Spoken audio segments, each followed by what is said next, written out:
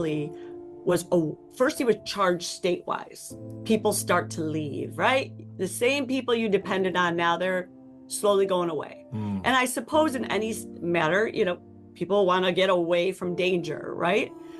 It's a human instinct. However, what happens to individuals like Diddy or R. Kelly, who are used to having these people, you know, friends, bodyguards, whoever it is, around them 24/7, they have extended themselves for them, and then you get charged with something and they flee.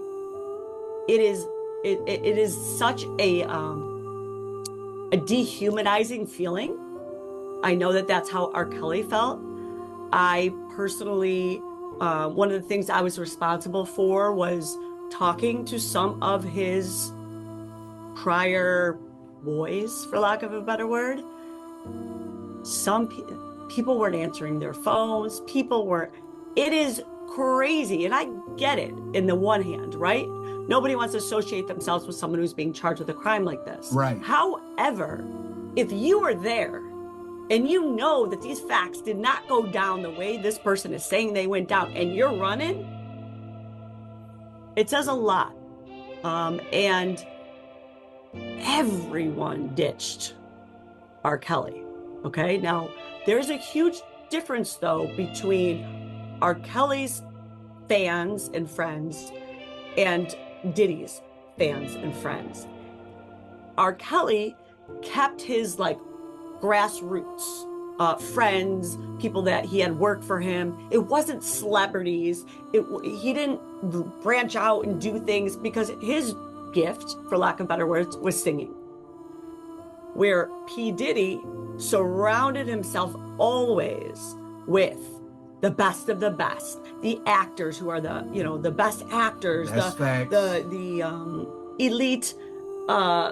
Just, I don't even have to go into all the people that he's named. Right. There is a video on YouTube, and it's on every social media, where Diddy names off all these people, okay?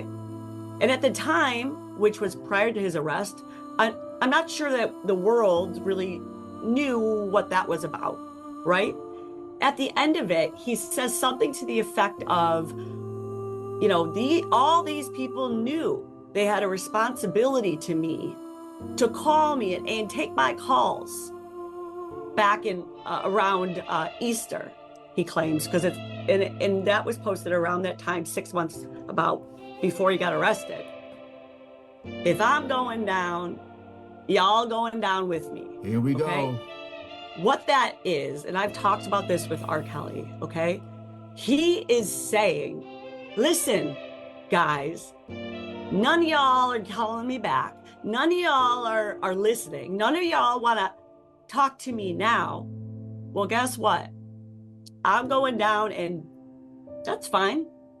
But you're going to go down with me. I said that so and many it's times. just so, it's fascinating to watch it, not know what it is, and then all of a sudden we can kind of put the pieces together. So originally, I would say to you, I wouldn't think that Diddy would snitch. The old saying, you know, snitches end up in ditches, right?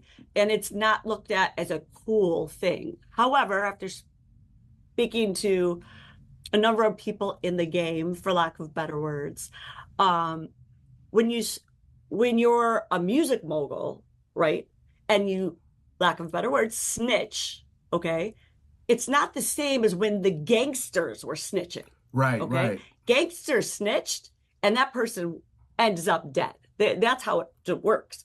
But these are worlds of not gangsters with R. Kelly or with P. Diddy.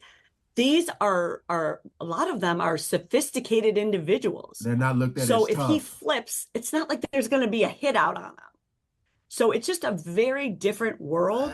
And I would say that it is very possible when Diddy recognizes that they have as much information as they do, which he's not going to even know it all for quite some time.